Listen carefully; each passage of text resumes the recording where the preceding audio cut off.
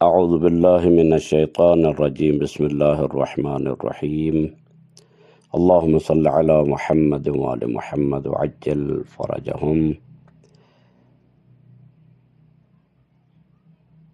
خطبہ شعبانیہ کے حوالے سے آپ کی خدمت میں عرائض پیش خدمت ہیں۔ عن الرضا عن آبائہ عن علی علیہ السلام، یہ خطبہ شعبانیہ امام علی بن موسیٰ الرضا علیہ السلام نے نقل فرمایا اپنے آبا سے۔ یہ بالکل اسی طرح ہے کہ جس طرح کہ حدیث سلسلۃ الذہب ہے، تو یعنی سلسلۃ الذہب جس میں تمام جو راوی ہیں وہ معصوم ہیں، یہ بھی اسی طرح ہے کہ امام رضا علیہ السلام نے یہ نقل فرمایا اپنے بابا امام موسیٰ کاظم علیہ السلام سے، انہوں نے اپنے باپ امام جعفر صادق علیہ السلام سے، اسی طرح یہ روایت پہنچی حضرت علی علیہ السلام تک۔ حضرت علی علیہ السلام نے فرمایا، قال ان رسول اللہ صلی اللہ علیہ وآلہ وسلم خطبنا ذات یوم فقال ایہا الناس انه قد اقبل الیکم شہر اللہ بالبرکۃ والرحمۃ والمغفرہ، شہر هو عند اللہ افضل الشہور وایامہ افضل الایام ولیالیہ افضل اللیالی وساعاتہ افضل الساعات، هو شہر دعیتم فیہ الی ضیافۃ اللہ وجعلتم فیہ من اہل کرامۃ اللہ، انفاسکم فیہ تسبیح ونومکم فیہ عبادہ وعملکم فیہ مقبول ودعاؤکم فیہ مستجاب، فاسألوا اللہ ربکم بنیات صادقہ وقلوب طاہرہ ان یوفقکم لصیامہ وتلاوت کتابہ، فإن الشقی من حرم غفران اللہ فی هذا الشہر العظیم۔ ماہ رمضان المبارک کی فضیلت کو بیان کیا گیا ہے اس میں، اور اس کی اہمیت کو بیان کیا گیا ہے، جس میں رسول اللہ صلی اللہ علیہ وآلہ وسلم کے اقوال و ارشادات ہیں، اور حضرت علی علیہ السلام کے ساتھ ہونے والی گفتگو کو بھی شامل کیا گیا ہے، تو آپ انشاءاللہ اس کو توجہ سے سماعت فرمائیں گے۔ رسول خدا نے فرمایا، اے لوگو جان لو کہ تمہاری طرف ایک مہینہ ہے جو کہ آیا ہے، جو اللہ کا مہینہ ہے، اور یہ اپنے ساتھ برکت، رحمت اور مغفرت لے کر آیا ہے۔ شہر ہوا عند اللہ افضل الشہور، یہ مہینہ اللہ کے نزدیک سال کے تمام مہینوں سے افضل اور برتر ہے۔ وَأَيَّامُهُ افضل الایام، اس مہینے کے دن سال کے بہترین دن ہیں، چاہے تم روزہ دار ہو یا نہ ہو، ان دنوں کو غنیمت سمجھو۔ ولیالی ہے افضل اللیالی، اسی طرح اس مہینے کی راتیں بھی سال کی بہترین راتیں ہیں۔ وساعاتہ افضل الساعات، پھر آپ نے فرمایا کہ دن اور رات کے بعد جو ہے وہ گھنٹوں اور لمحوں کی بات کی، اس مہینے کے ہر گھنٹے کا دوسرے گھنٹوں کے مقابلے میں بہت زیادہ فضل اور اہمیت ہے۔ ہوا شہر دعیتم فیہ الی ضیافۃ اللہ، یہ مہینہ اللہ کی دعوت کا مہینہ ہے۔ میزبان کون ہے؟ سو اللہ کے سوا اور کون ہو سکتا ہے، کیونکہ روزہ دار روزہ اللہ کے لیے رکھتا ہے، اس کی نیت خالص ہوتی ہے، اور اللہ کی مہمان نوازی، اللہ اس کی مہمان نوازی کرتا ہے۔ اللہ کی مہمان نوازی کا مہینہ ہے، یعنی عبد مہمان خدا ہوتا ہے اور اللہ میزبانی کرتا ہے۔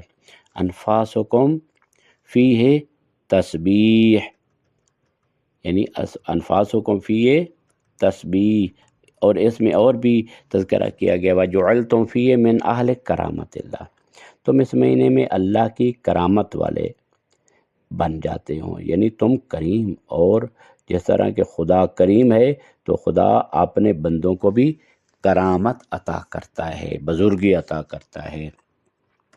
انفاسکم فی تسبیح، روزہ دار کی ہر سانس تسبیح ہوتی ہے۔ وہ جب سحری کے وقت اٹھتا ہے اور مغرب تک روزہ رکھتا ہے تو وہ روزے کی حالت میں ہوتا ہے، بہت سی چیزوں سے پرہیز کرتا ہے جو دوسرے لوگ نہیں کرتے۔ وہ اپنے پیٹ، آنکھوں اور جسم کے دیگر اعضاء کو حرام سے بچاتا ہے، اس لیے اس کے لیے ریاضت کی ضرورت ہوتی ہے۔ اللہ اس کے خلوص کے بدلے میں اس کی ہر سانس کو تسبیح لکھ دیتا ہے، چاہے وہ زبان سے تسبیح نہ بھی کرے لیکن پھر بھی خداوند متعال اس کی تسبیح لکھ دیتا ہے۔ وَنَوْمُكُمْ فِيهِ عِبَادَةٌ، اگر روزہ دار روزے کی حالت میں سوئے تو اس کا سونا دوسرے اوقات کے مقابلے میں مختلف ہوتا ہے، کیونکہ وہ اللہ کی نیت کے ساتھ ہوتا ہے، یعنی کہ میرا روزہ اللہ کے لیے ہے، اس لیے اس کا سونا بھی عبادت شمار ہوتا ہے۔ وَعَمَلُكُمْ فِيهِ مقبول، روزہ دار کی ہر نیکی اور اچھا عمل اللہ کے ہاں قبول ہوتا ہے۔ رسول اللہ صلی اللہ علیہ وآلہ وسلم نے بعد میں بتایا کہ روزہ دار کو اس مہینے میں کیا کرنا چاہیے۔ مثال کے طور پر آپ نے فرمایا صلوا ارحامکم، آپ نے رشتہ داروں سے صلہ رحمی کرو، چاہے وہ والدین کی طرف سے ہوں یا ماں کی طرف سے۔ اگر تم کسی سے ناراض ہو تو ماہ رمضان میں صلہ رحمی کرنا ضروری ہے۔ وَعَمَلُكُمْ فِيهِ مقبول، یعنی تمہارا عمل اس میں مقبول ہے۔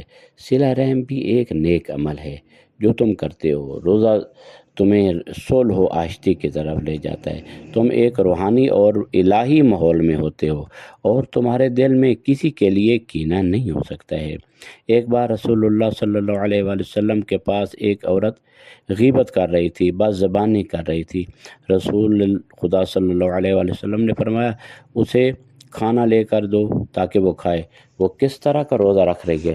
جو روزہ دار اپنی زبان کو قابو میں نہیں رکھ سکتا وہ کس طرح کا روزہ دار ہے؟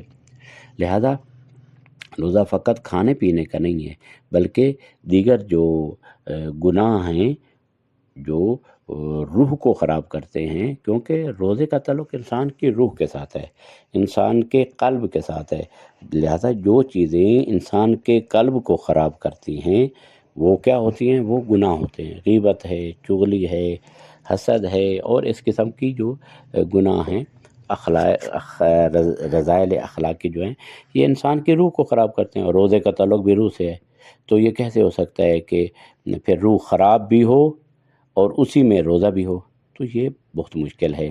وَدُعَاؤُكُمْ فِيهِ مستجاب، ماہ رمضان میں بہت سی دعائیں وارد ہوئی ہیں، جیسے دعائے ابو حمزہ صومالی ہے جو سحر کے وقت پڑھی جاتی ہے۔ یہ دعا امام سے منسوب ہے۔ جو دعائیں ہم مفاتیح الجنان میں پڑھتے ہیں وہ ائمہ معصومین علیہ السلام سے ہم تک پہنچی ہیں۔ یہ وہ معارف ہیں جو معصومین کے دل اور زبان سے ہم تک پہنچے ہیں۔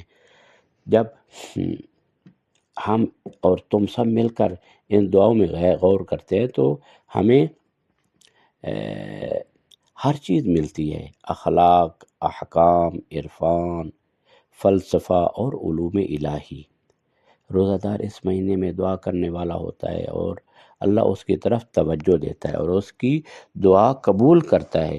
یہ دعا صرف مادی چیزوں کے لیے نہیں ہوتی، بلکہ یہ اللہ کے ساتھ ایک عاشقانہ اور ایک عارفانہ تعلق ہے، اور تعلق کو بنانے کا اور مستحکم کرنے کا ایک بہترین وسیلہ ہے۔ تو اس ماہ رمضان، ماہ برکت، ماہ رحمت کی طرف سے ایک بہترین ہمیں پیغام ہے، جس میں ہم اپنے گناہوں سے توبہ کر سکتے ہیں، اللہ کی رحمت حاصل کر سکتے ہیں اور اپنی روح کو زیادہ ترقی یافتہ بنا سکتے ہیں۔ اس مہینے کی ہمیں قدر کرنا لازم ہے۔ اگر ہم اس کی مہینے کی قدر نہیں کریں گے تو ہم خسارے میں رہ جائیں گے۔ اس کی قدر کا مطلب کیا ہے؟ روزے کی روح کو اپنے دل و جہان میں بسائیں، روزے کی قدر کریں۔